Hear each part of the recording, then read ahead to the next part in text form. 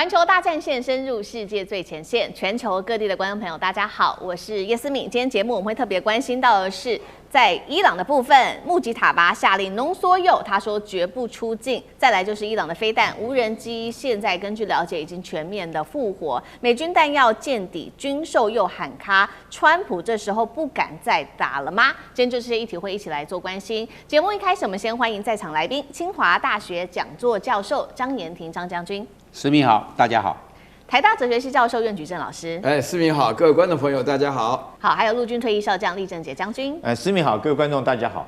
好，觀眾朋友記得先幫我們的節目按讚，並且在留言區寫下熱推。如果希望跟我們互動，跟我互動可以寫下思敏我在哪一個城市收看，那也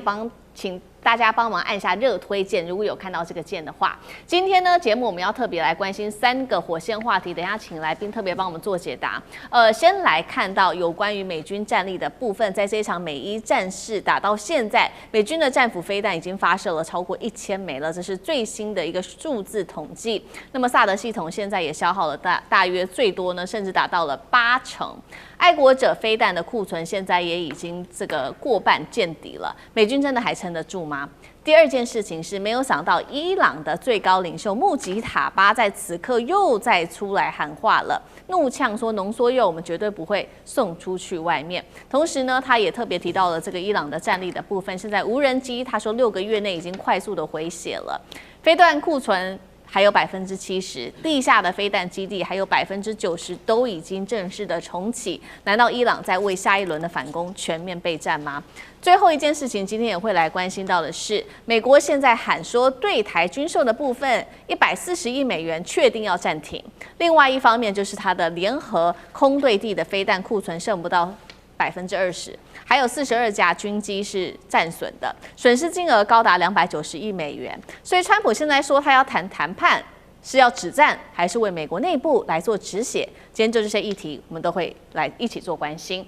我們先來看到的是伊朗的最高領袖這來自於路透社的最新爆料，穆吉塔巴下令說濃縮鈾絕對不得運出國境。大家就在看說，穆吉塔巴你的底氣到底來自於哪裡呢？那麼西方媒體特別做了一個披露，整理的是 CNN 跟紐約時報2個媒體特別一起整理起來的這個數據顯示，伊朗的軍工體系因為正在快速的恢復，給了穆吉塔巴更多的底氣，包括在無人機的產能上，最快6個月內就會完全可以恢復。再來就是飛彈的庫存仍保有70%戰力，機動的發射車現在有70%正在正常的運作當中。再接下來包括了地下的飛彈基地，還有90%恢復運轉當中。也代表了一件事情，就是美國過去說要癱瘓伊朗，現在看起來根本就沒有做到這樣子的一個事情。來自於美國情報圈，現在更擔心的是，伊朗接下來會做的事情就是透過無人機海的戰術，恐怕是接下來他會打的這個戰術。那麼一旦戰事再起，以色列跟波灣都在伊朗的打擊範圍之內。另外，華府還有擔心的另外一件事情，就是來自於里海這一條線，有了來自於俄羅斯的各種武器上面的資源協助，包括俄羅斯現在正在透過里海這邊持續向伊朗輸送的物資，有無人機的零件、飛彈相關的材料，還有穀物、民生物資等等。而且這些里海是美國進不去的，原因是因為根據2018年的里海法律地位公約，美國的軍艦是不能進入到里海的。所以華府智庫這樣說，他說里海對於美國來說幾乎就像是不存在的黑洞。節目一開始特別要請教苑老師了。我們先來看到穆吉塔巴下令的這個濃縮鈾，他說絕對不會送到國外去。那麼伊朗是真的有足夠的底氣去喊這樣子的一個話嗎？再來就是里海的生命線對於伊朗的軍事能力有多大的提升？苑老師怎麼看？我覺得這裡頭的話呢，穆吉塔巴的個感覺上呢，就是從這句話裡面已經知道他的確是一個強硬派啊，因為說呢，伊朗的濃縮鈾絕對不往外送的時候呢，原來最早先是伊朗可以談的。是在談的。原來他們所有的這個談判的協議當中的話呢，就有。那麼最不能夠接受，完全不能夠接受任何的濃縮鈾沒有送出去的話呢，不是美國，是以色列啊，以色列會面對直接的威脅。那麼現在的話呢，我覺得呢，你剛剛問到我說伊朗有沒有這個底氣的話呢，我覺得呢，伊朗有2方面的底氣。但是還有一個最重要的一個底氣是第3方面。前面2方面的話呢，伊朗自己的飛彈也好，無人機剩60%，飛彈的話呢，除了制造能力的話呢，還有70%。另外，飛彈發射器的話呢，據說呢也有65%。那再加上他們地面上的話，地底下的制造武器的這個能力的話呢，沒有受到美國狂轟亂炸的減損，所以這是第一個。然後第2個的話呢，伊朗呢面對了這個霍爾木茲海峽的控制當中呢，會底下有這個袖珍潛艇，然後上面的話呢，影響到這個世界的經濟，也構成了一個談判的王牌啊。那麼這個的話呢也是非常重要，也導致說它的這個濃縮鈾的話呢，大家都知道嘛，伊朗本身要生存，經過這一次的攻擊以後呢，確實是把美國看穿了。然後這個第3個部分的話呢，就是裡海，大家要知道，伊朗長期來受到了這個俄羅斯的那個軍火上的提供啊，其實原則上來講還不是中國了啊，受到俄羅斯的資源比較多。那地圖一打開看呢，裡海跟那個伊朗之間是有直接通行的啊，這個感覺上也比較接近。所以說呢，對於這個伊朗來講的話呢，這個情況如果武器源源不絕的話呢，這個最重要的，我覺得不管怎麼講，伊朗跟我們一樣，都是看穿了美國不敢打地面戰啊，以色列倒是很帶種。啊，納坦雅胡講說，我們就要幹啊，就要幹。那問題是說，以色列講說，如果我們單獨幹的話呢，沒什麼勝算；把美國拉下來的話呢，如果美國全國人都不活了，一起幹的話呢，說不定還有贏的希望。但是以色列的話呢，能不能夠控制美國，就看以色列的這個 lobby 的力量啊，就是以 AIPAC 的他們在這個美國的游說的力量，看能不能夠讓這個川普回心改意啊，因為這個的確是一個非常重要的時刻。至少我們知道，伊朗目前已經看穿了美國。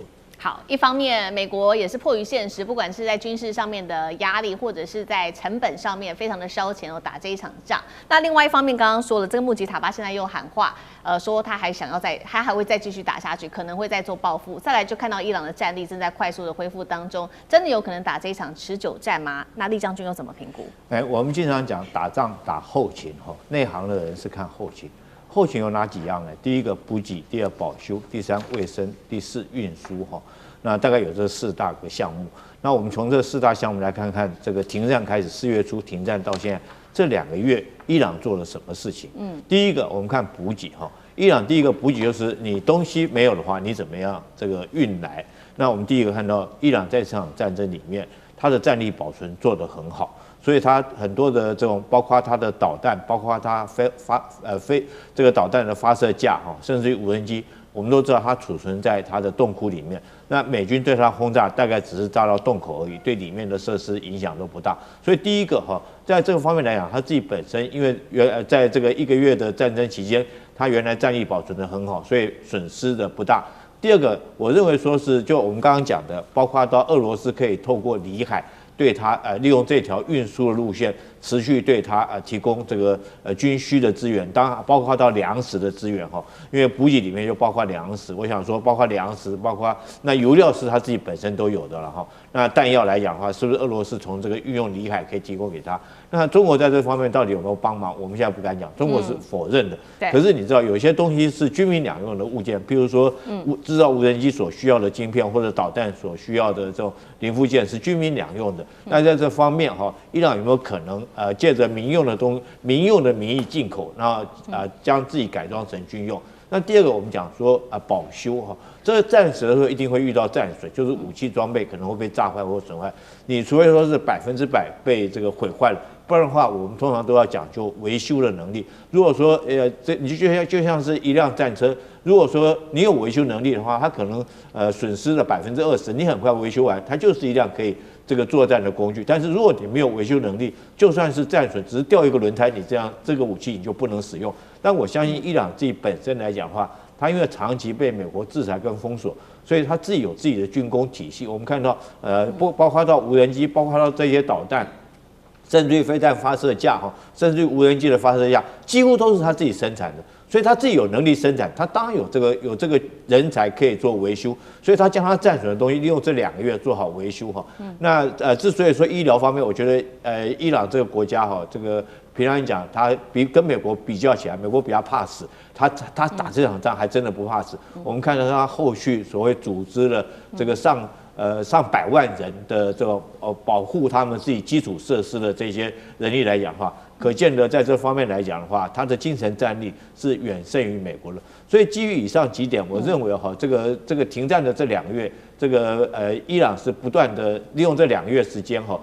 他不斷的不管是維修他自己的裝備啊，或者是生產他自己裝備，我覺得他现在又達到一定水準。可是反觀美國這2個月，我覺得可能川普在忙於其他事情，那美軍的彈藥不是這麼快就能夠生產得出來，他們都屬於高價值的這種高性能的武器，那絕對不是短時間能夠做得出來。所以在這個後勤方面，我覺得伊朗遠勝於美國。這也就是為什麼這個納坦雅胡現在非常擔心哈，怕美國抽腿不再打這場戰啊，美國也有可能極可能抽腿，因為他後續發現他的後勤能力比不過伊朗。好，剛剛將軍也特別幫我們提到說，確實現在美國的這些高價值的武器因為被快速的摧毀當中，對於美國來說造成了非常大的一個壓力。那我們也來看到到底有哪一些高價值的武器，這當中包含的就是這一些美軍的彈藥消耗的狀況，實在是非常的驚人。來看一下具體的數字，戰斧飛彈發射了超過了1000枚那麼薩德消耗了大約50%到80%，愛國者飛彈消耗了過半。那麼其他像是隱形長程巡弋飛彈庫存剩不到20%，連本來要軍售給台灣的140億美元的軍售，現在也確定了，因為中東戰事的關係太需要這些武器了，所以呢，對於台灣的軍售的部分是暫時擱置、暫時停止的。那麼我們來看到花了多少的錢，因為這一次從這個美伊戰爭打到現在，一共呢根據統計，42架軍機受損跟擊毀，所以燒掉的成本是高達了290億美元。注意了，這個數字還不包含其他項目，像是中東基地有損害啊，部隊要重新部署，還有後續飛彈的補充跟軍備的支出，這一些項目都是非常燒錢的。也難怪現在川普不想打了嗎？那張將軍怎麼解讀？美國這個彈藥庫存急劇降低，有3個非常重要的因素。第一個，我們要看烏克蘭戰爭呢，打了第5年了，很多的西方國，尤其是北大西洋工業組織，比如說德國，還有波蘭等等這些國家，都把武器調撥去支援烏克蘭。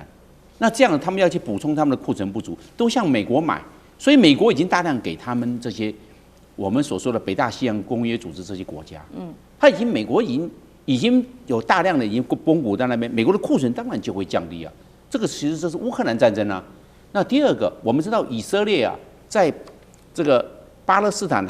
加薩走廊這一帶跟哈馬斯的衝突，還有黎巴嫩黎南地區這個衝突，以色列向美國買了各式的彈藥15000個單位，他要補充啊，那美國也給，那美國這樣庫存就不夠多啦。同樣的，在這個伊朗的4天戰爭，美國大量消耗，那一大量消耗，真的庫存就要見底了。因為你們這個烏克蘭戰爭在用，這個以色列跟這個巴勒斯坦冲突在用，那現在他又在這個從2月28號打到4月初，總共40天，你這樣子，美國彈藥庫存真的就見底，而且都蠻貴的嘞。你看那個薩德系統愛國者的飛彈啊，一枚就是300多萬美金，換成台幣就是1億啦，很好記。都是價值不菲耶，所以美國要去想到還有2個這個重要因素。第一個，這個伊朗一半以上是山脈，然後另外40%呢是高原地帶，真正的平原跟那個河谷可以適合耕種的10%。所以這個上面它挖山洞，結果你那個精準彈藥打山洞，裡面你打的是掩體，裡面的武器裝備好的，所以伊朗它有戰力啊。你打的是掩體而已，為什麼？你那個在那個洞窟裡，你怎麼炸裡面？沒有辦法，所以這個伊朗的這個地形戰略，它是有戰略優勢，而且它又大，超過164萬平方公里，它又大，所以它優勢在這個地方。再來另外一個非常重要的因素就是中國大陸對美國有做稀土的限制，現在都是精準彈藥，精準彈藥用稀土越多，那你這樣子稀土現在不夠了，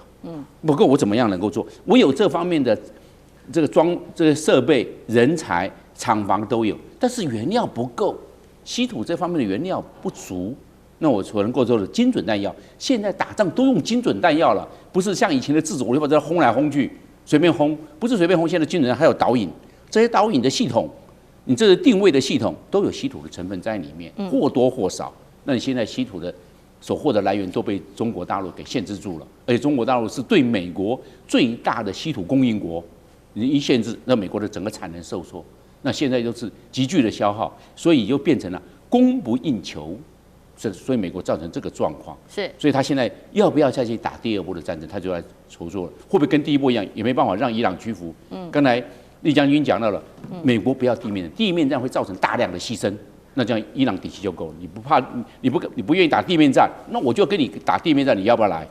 所以美國是有所忌惮的，不光是地面戰不打，而且最重要的武器彈藥的大量庫存已經消耗了很多。好，謝謝將軍。那我們休息一下，馬上回来。地缘政治、美中之爭、戰略價值、強權崛起、小國生存。現在與未來，洞悉事件走向，掌握世界脈動，全球觀點，盡在環球大